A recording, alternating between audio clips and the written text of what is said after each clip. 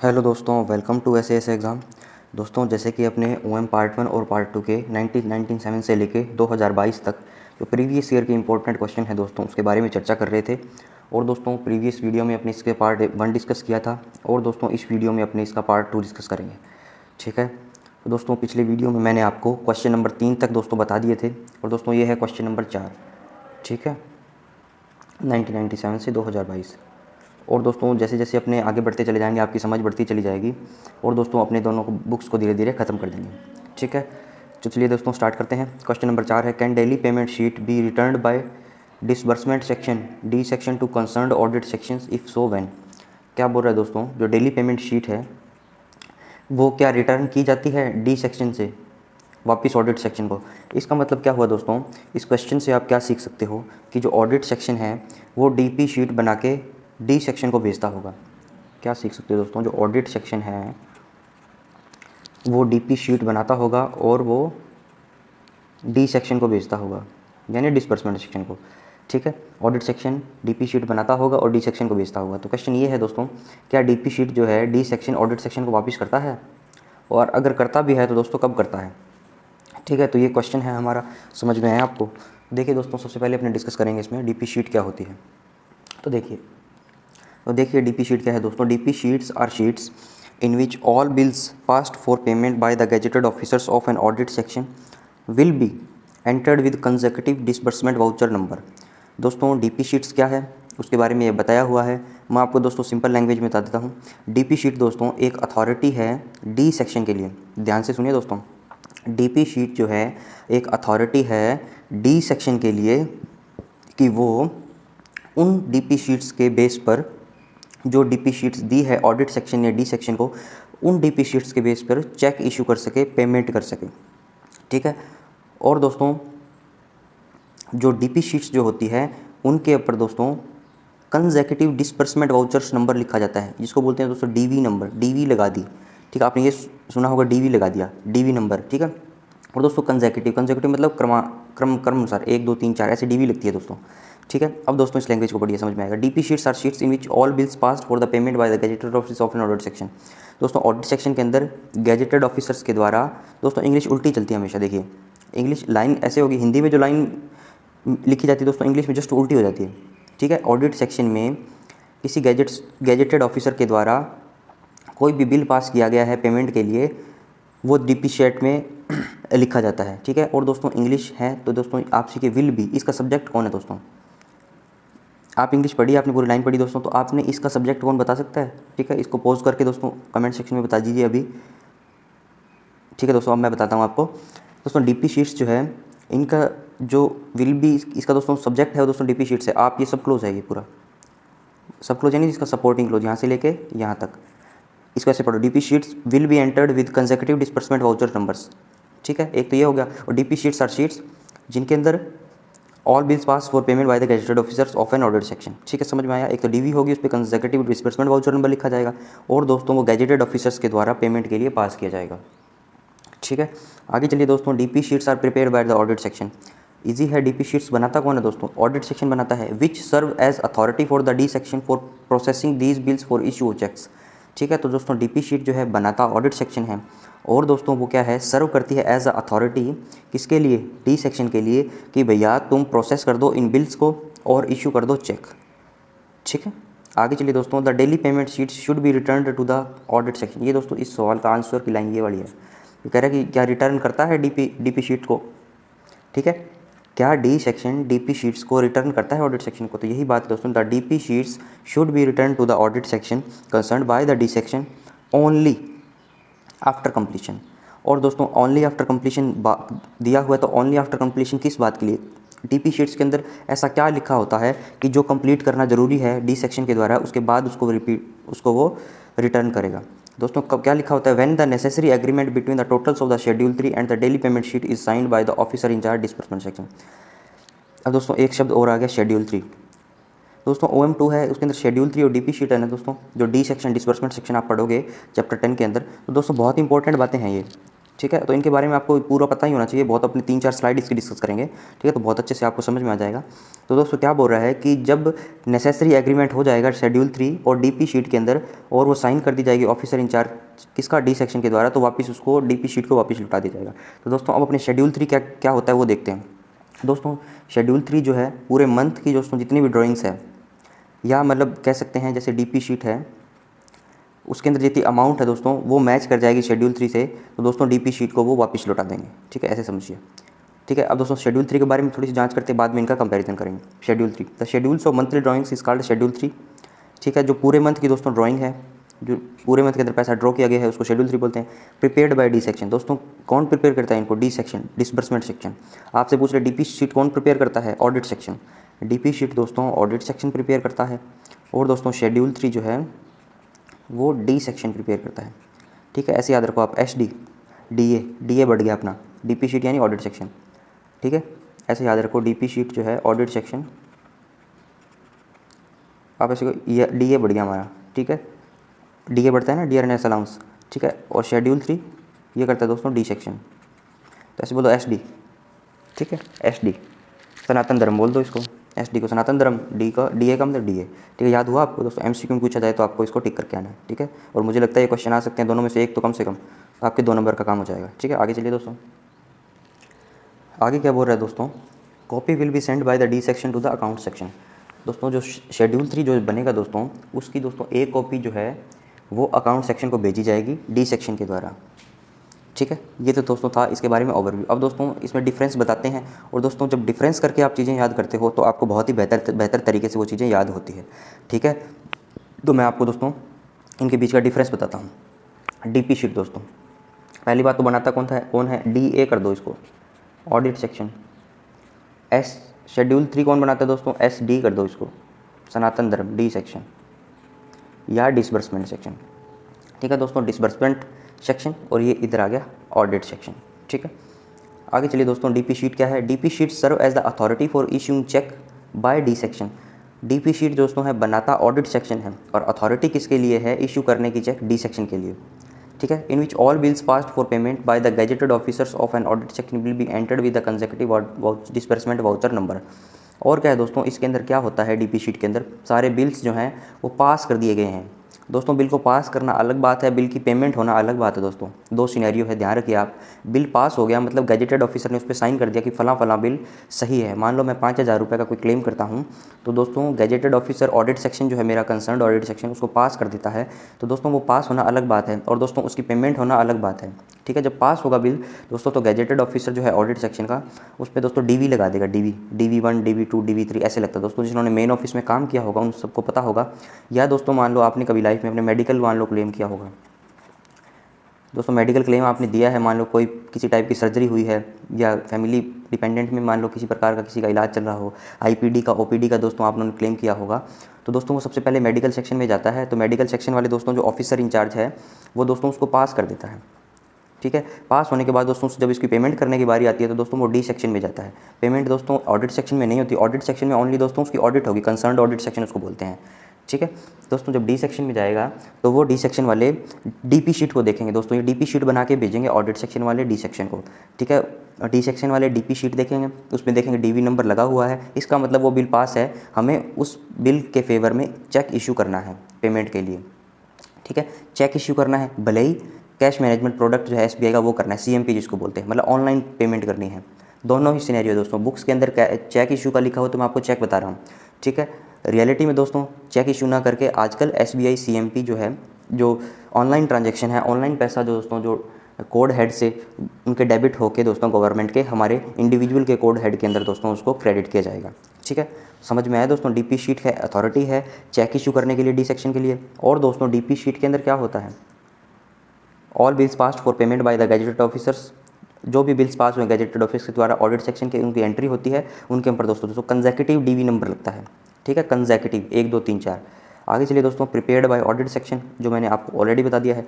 D section return this daily payment sheet to audit section after reconciling with schedule 3। दोस्तों schedule 3 के बाद से reconcile होने के बाद ही इन डीपी शीट्स को वापस लौटाया जाता है, ठीक है, ऑडिट सेक्शन को जहाँ से वो आई है।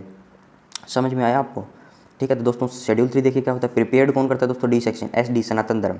The schedule of monthly drawings is called schedule 3। दोस्तों जो मंथली ड्राइंग्स हुई है, जो मंथली दोस्तों पैसा निकला है, जो दोस्तों मंथली चेक्स इशू हुए हैं, मंथली जो दोस्तों गवर्नमेंट के खाते से पैसा डेबिट हुआ है, कुछ भी बोल दो दोस्तों, 10 लाइनें बोल सकते हो दोस्तों इसको, तो उसको बोलते हैं शेड्यूल 3।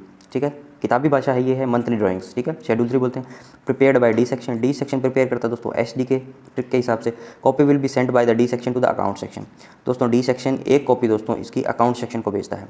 अब दोस्तों क्वेश्चन ये बना दे दोस्तों एग्जामिनर, क्या एक कॉपी शेड्यूल 3 की ऑडिट सेक्शन में जाती है? दोस्तों इसका आंसर आ जाएगा नहीं या फॉल्स।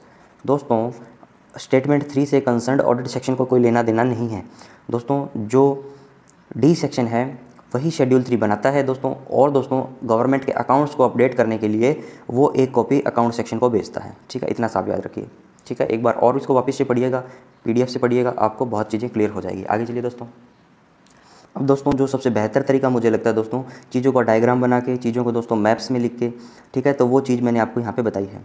ठीक है दोस्तों, अलग अलग प्रकार के कलर्स यूज़ करे गए हैं ताकि आप चीज़ों में डिफ्रेंशिएट कर सको। ठीक है, और दोस्तों अभी मैंने जब ऑडिट कोड और अकाउंट कोड पढ़ रहे थे दोस्तों, तो मैंने आपको दोस्तों बिल और वाउचर के अंदर डिफरेंस बताया था।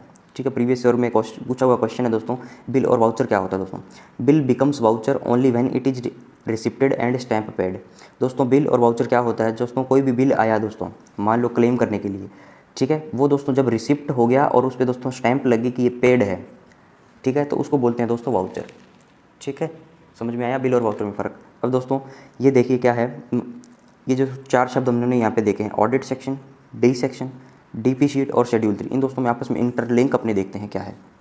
तो दोस्तों ऑडिट सेक्शन जो है, यहाँ पे बिल्स आते हैं क्लेम के, एक्सपेंडिचर के, जो एक्सपेंडिचर हुआ है दोस्तों उसका क्लेम करने के लिए बिल्स आते हैं। ठीक है, इंग्लिश उल्टी चलती है मुझसे दोस्तों। एक्सपेंडिचर जो हुआ है उसके बिल्स आए हैं क्लेम करने के लिए। ठीक है, मान लो आपका मेडिकल का क्लेम है, TADA का क्लेम है दोस्तों। अगर मान लो आप यूनिट कंसर्न में देखें, मान लो आर्मी की तरफ से देखें, तो दोस्तों उनके दोस्तों जो है एक्सपेंडिचर जो हुआ है दोस्तों, उनके ग्रांट से, उनके ग्रांट में जो पैसा अलॉट हुआ था दोस्तों, जो उन्होंने एक्सपेंडिचर किया है, तो वो दोस्तों वो क्लेम्स में दोस्तों वो भी बिल्स जो हैं क्लेम के उन्होंने पेश किए हैं हमारे ऑफिस के अंदर। तो दोस्तों वो ऑडिट सेक्शन में देंगे। ऑडिट सेक्शन में दोस्तों ऑडिट होगी उनकी, ठीक है, स्क्रूटनी होगी, सही है या नहीं है। ठीक है, वो सारा ऑडिट सेक्शन का काम है जो ऑडिट करती है हमेशा। ठीक है, ये सब चीज़ें होने के बाद दोस्तों वो एक DP शीट प्रिपेयर करते हैं, और दोस्तों DP शीट्स पर कंसेक्टिव DV नंबर लिखते हैं। ठीक है, DV01, DV02, ठीक है, ऐसे करके। ठीक है, और दोस्तों इसको फॉरवर्ड कहाँ कर देंगे, डी सेक्शन में, कि भैया हमने पास कर दिया है इस बिल को, आप पेमेंट कर दीजिए कृपया करके। ठीक है, और दोस्तों यहाँ से बिल फाइनल होने के बाद 100% डी सेक्शन को पेमेंट करनी है, क्योंकि दोस्तों ऑडिट सेक्शन का जो इंचार्ज जो है, जो ऑफिसर इंचार्ज है, उसने उस पर साइन कर दिए दोस्तों, उसको ऑथोराइज़ कर दिया बिल को। ठीक है, कि भैया ये पेमेंट करने के लायक है। दोस्तों डी सेक्शन जो है इशू करेगा cheque on behalf of DP sheet. जो दोस्तों DP शीट आएगी उसके ऊपर सारी डिटेल्स लिखी होगी कि भाई फलां फलां यूनिट में या फलां फलां व्यक्ति को फलां फलां रुपया इतना मिल रहा है। ठीक है, तो वो सारी डिटेल्स उसके अंदर मेंशन होगी DP शीट के अंदर। तो दोस्तों क्या कर देगा, DP शीट के बेस पर दोस्तों डी सेक्शन जो है चेक इशू कर देगा, और दोस्तों चेक इशू होने के बाद पेमेंट रिलीज्ड हो जाएगी, और दोस्तों बिल बन जाएगा वाउचर। समझ में आया दोस्तों, बिल बन गया वाउचर। यहाँ पे बिल था, यहाँ पे बन गया वाउचर। जब उस पर पेड की स्टैंप लग गई और दोस्तों वो रिसिप्ट हो गया और उस पर स्टैंप पे पेड लग गया, तो उसको बोलते हैं वाउचर। समझ में आया दोस्तों। और दोस्तों अब थोड़ा सा देखते हैं अपने शेड्यूल 3 के बारे में। ये दोस्तों DP शीट की चर्चा हो गई, ऑडिट सेक्शन की और डी सेक्शन की। ऑडिट, डी और DP शीट। अब शेड्यूल 3 बचा है, वो देखिए होल मंथ में जितने चेक इशू किए गए, नंबर 1 स्टेटमेंट, या जितनी पेमेंट हुई, नंबर 2 स्टेटमेंट, या जितनी ड्राइंग्स हैं किताबी भाषा में, इसका एक शेड्यूल बनाएगा। कौन बनाएगा दोस्तों, डी सेक्शन, जिसको शेड्यूल 3 बोलते हैं, तथा एक कॉपी अकाउंट सेक्शन को भेजता है। ठीक है, समझ में आया दोस्तों। तो बहुत इजी से लैंग्वेज से मैंने आपको बताया है दोस्तों। बुक्स में तो काफ़ी टफ लैंग्वेज दी गई है इन बातों की, तो जब आप बुक पढ़ोगे ये सारी चीज़ें देख के, तो दोस्तों आपको ईजी लगेगा।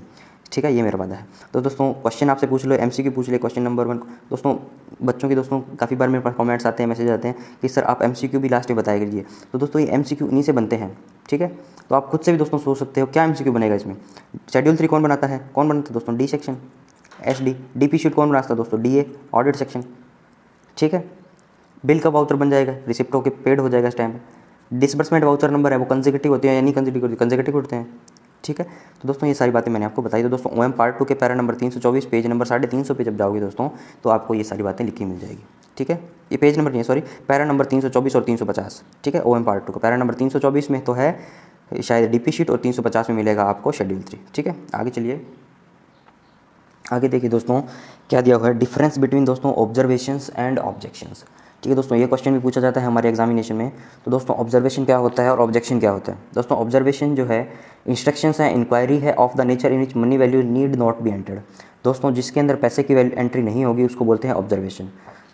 ठीक है, और ऑब्जेक्शंस क्या होता है दोस्तों, मेनली दोस्तों ऑब्जर्वेशन और ऑब्जेक्शन पता है कहाँ पे यूज होते हैं दोस्तों। जो मेरे दोस्त आरएओ और एलएओस में काम कर रहे हैं दोस्तों, उनको दोस्तों ये चीज़ें ज़्यादा पता होगी, क्योंकि उनका डेली का काम है ऑब्जर्वेशन ऑब्जेक्शंस रेज करना।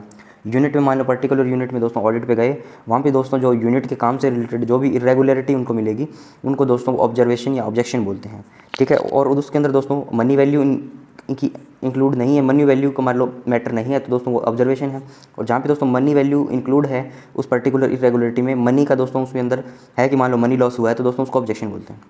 Irregularities of the nature in which money value should be quoted wherever feasible, मतलब जहाँ पे ज़रूरत है, जहाँ पे मैं आपको मनी वैल्यू इंक्लूड करनी पड़ेगी, तो दोस्तों उसको बोलते हैं ऑब्जेक्शन। ठीक है, आगे देखिए दोस्तों क्या है, कौन कौन से इन ऑब्जर्वेशन में आप काउंट कर सकते हो कौन कौन सी बातों को। Demands for information not received, दोस्तों आपने ऑडिट के दौरान कुछ डिमांड की इन्फॉर्मेशन की, वो आपको रिसीव नहीं हुई, तो उसको बोलते हैं दोस्तों ऑब्जर्वेशन। ठीक है दोस्तों, जो मेन ऑफिस में मान लो कई बार हम अपने कोई बिल पेश करते हैं दोस्तों, मान लो मेडिकल बिल पेश किया, अपना टीएडीए का बिल पेश किया। ठीक है, तो दोस्तों उसके अंदर क्या होता है, उन्होंने कुछ इन्फॉर्मेशन उनको रिक्वायर्ड थी, मान लो मेडिकल का क्लेम मैंने किया, तो दोस्तों उसके अंदर उनको कहीं डॉक्टर के सिग्नेचर रिक्वायर्ड थे। ठीक है, या ओपीडी आईपीडी की पर्ची रिक्वायर्ड थी, जो भी ठीक है, डिस्चार्ज सर्टिफिकेट रिक्वायर्ड था, तो दोस्तों वो इन्फॉर्मेशन उन्होंने डिमांड की है जो उसके साथ नहीं रिसीव है, तो दोस्तों उन्होंने ऑब्जर्वेशन हमको लगा के दे दिया मेन ऑफिस ने। ठीक है, रिटर्न कर दिया कि भैया ये सारी चीज़ें आप लेके आओ, फिर हम आपका बिल पास करेंगे। ठीक है, या क्या हो सकता है दोस्तों, inquiries and remarks on doubtful points, दोस्तों कोई भी डाउटफुल पॉइंट उनको मिला तो उनके इंक्वायरी या रिमार्क उन्होंने दे दिया, तो उसको भी दोस्तों ऑब्जर्वेशन बोल सकते हैं अपने। ठीक है, remarks calling attention to minor error of procedure, दोस्तों मान लो कोई प्रोसीजरल लैप्स में कोई भी प्रॉब्लम हो गई। ठीक है, मान लो कोई आपको रजिस्टर मेंटेन करना था आपके ऑफिस में, और आपका दोस्तों O&M इंस्पेक्शन हुआ दोस्तों जो O&M इंस्पेक्शन है दोस्तों, जो सब ऑफिस का मेन ऑफिस करता है। ठीक है, तो उसके अंदर दोस्तों आपने कुछ प्रोसीजर जो है गड़बड़ कर दिया, मान लो उस रजिस्टर को मेंटेन करने के लिए। ठीक है, तो वो भी दोस्तों ऑब्जर्वेशन में काउंट की जाएगी। ठीक है, बाद में दोस्तों इनका रिप्लाई देना पड़ता है ऑब्जर्वेशन का आपको। ठीक है, फिर वो सेटल हो जाते हैं ऑब्जर्वेशन। दोस्तों वांट ऑफ वाउचर्स, कुछ भी आपने वाउचर्स की डिमांड करी। ठीक है, मान लो ये यूनिट में आप गए ऑडिट पे, एलओज आरओ वालों को पता होगा कि आपने कोई वाउचर की डिमांड करी। ठीक है, तो दोस्तों वो वाउचर प्रोड्यूस नहीं किया गया, तो दोस्तों उसको भी ऑब्जर्वेशन बोलते हैं। और दोस्तों ऑब्जेक्शन के अंदर क्या आएगा, ओवर पेमेंट हो गया दोस्तों, पैसे से रिलेटेड। ठीक है, मान लो आपने मेडिकल क्लेम किया, किसी ने आपने पास किया, मान लो आप टास्क होल्डर हो। ठीक है, कोई पर्टिकुलर सेक्शन के दोस्तों 500 रुपये का मेडिकल क्लेम था, आपने दोस्तों गलती से उसको 800 रुपये कर दिया। ठीक है, तो 300 रुपये का दोस्तों ओवर पेमेंट हुआ, बाद में दोस्तों उसकी रिकवरी होगी। ऑब्जेक्शंस के अंदर जो दोस्तों जनरली रिकवरी होती है, और ऑब्जर्वेशन के अंदर दोस्तों आपको जनरली रिप्लाई देना पड़ता है। ठीक है, तो ओवर पेमेंट हो गया। Short recoveries, over payment and short recoveries. ठीक है, ये भी उसी से रिलेटेड है, रिकवरी से रिलेटेड। क्या stores issued in excess of the prescribed scale, दोस्तों ये यूनिट लेवल की बात है दोस्तों। मान लो कि मान लो कोई डिपो है दोस्तों, मान लो कोई ऑर्डिनेंस डिपो है। ठीक है, डिपो क्या होता है दोस्तों, जहाँ पे बहुत सारा, एक स्टेशन पे दोस्तों एक डिपो होता है, आपके आसपास ऑफिसों के आसपास डिपो होंगे, वहाँ पे उसके अंदर दोस्तों बहुत सारा सामान रहता है, ऑर्डिनेंस के अंदर ऑर्डिनेंस आइटम रहते हैं। तो दोस्तों कोई भी यूनिट ने डिमांड करी दोस्तों किसी आइटम की, मान लो दोस्तों राशन की डिमांड करी, कोई राशन का डिपो है दोस्तों, सप्लाई कोर जिसको बोलते हैं, तो दोस्तों उसको जितना स्केल उनको ऑथोराइज है दोस्तों राशन का, ठीक है, जितना भी स्केल उनको ऑथोराइज है, मान लो हर चीज़ का चावल है, चीनी है, आटा है, राइस है। ठीक है, उनका दोस्तों हर बंदे का, पर्टिकुलर बंदे का एक स्केल ऑथोराइज है। ठीक है, उस ऑथोराइज स्केल से दोस्तों अगर स्टोर ज़्यादा इशू कर दिया जाता है, तो दोस्तों उसकी भी रिकवरी की जाती है, उसको दोस्तों ऑब्जेक्शन बोलते हैं। ठीक है, तो दोस्तों इसके अंदर भी मान लो पैसा इंक्लूड है ना। ठीक है, क्योंकि जो सामान खरीदा गया दोस्तों, मान लो FCI ने सप्लाई किया, मान लो गवर्नमेंट को, इसको डिफेंस आर्मी सप्लाई कोर को, तो दोस्तों वो उनका भी मान लो एडजस्टमेंट हुआ है ना, दो डिफरेंट बिटवीन टू डिपार्टमेंट्स के अंदर। ठीक है, वो कैश पेमेंट हुआ है दोस्तों, सेटलमेंट अकाउंट हुआ है, वो दोस्तों अपने वो बात उसमें बताएंगे अपने। ठीक है, 4 डिपार्टमेंट है जहाँ पे अपने सेटलमेंट करते हैं, बाकी गवर्नमेंट के डिपार्टमेंट पे दोस्तों कैश बेसिस पे सेटलमेंट होता है। ठीक है, रेलवे और इन पे दोस्तों पोस्टल में अपने सेटलमेंट अकाउंट होते हैं। ठीक है, तो वो सारी चीज़ें दोस्तों अकाउंट कोड, ऑडिट कोड में और अपने डिटेल में पढ़ेंगे दोस्तों। तो इसके अंदर जो ऑथोराइज स्केल है उससे ज़्यादा सामान दोस्तों इशू कर दिया, तो इसको भी अपने मनी लॉस बोलते हैं। ठीक है, ऑब्जेक्शन में काउंट होगा ये। ठीक है, वांट ऑफ एप्रोप्रिएशन। ठीक है, मान लो कोई एप्रोप्रिएशन अकाउंट है दोस्तों, उसके अंदर कुछ गड़बड़ मिली है अपने को, तो दोस्तों उसकी अपनों ने डिमांड करी है। एप्रोप्रिएशन अकाउंट दोस्तों मान लो पैसे से रिलेटेड है, इसलिए दोस्तों इस टॉपिक को यहाँ पे इंक्लूड किया गया है। ठीक है दोस्तों, तो क्वेश्चन नंबर 4 तक दोस्तों ने अपने डिस्कस किए हैं। ठीक है, नेक्स्ट दोस्तों अपने नेक्स्ट वीडियो में डिस्कस करेंगे नेक्स्ट क्वेश्चन। वीडियो को यहीं रैप अप करते हैं। वीडियो को लाइक करें दोस्तों, शेयर करें और कमेंट जरूर से करें। Thank you, thanks for watching.